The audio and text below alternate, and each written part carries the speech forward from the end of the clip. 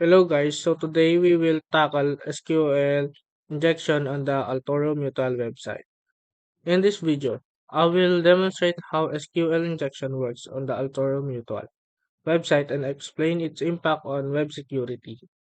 This demonstration is strictly for educational purposes and aims to raise awareness about web security vulnerabilities. We are exploring how SQL injection can be used to exploit vulnerabilities in a web applications. Login form. This will demonstrate why secure coding practices are critical for web security.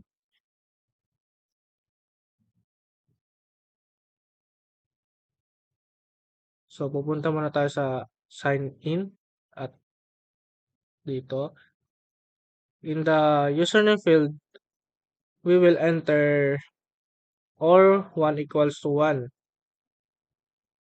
The condition or 1 equal to 1 is always true, leading to unauthorized access.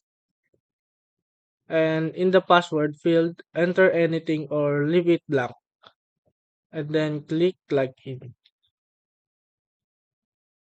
The query bypasses authentication and grants access due to a poorly constructed SQL statement.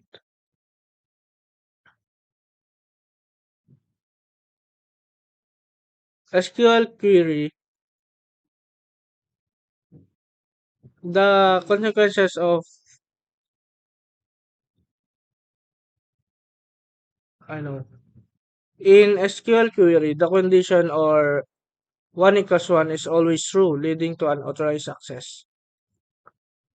Unauthorized access to user accounts, ex- exposure of sensitive data like usernames and passwords, potential database manipulation or deletion. SQL injection is a powerful attack that can compromise an entire database.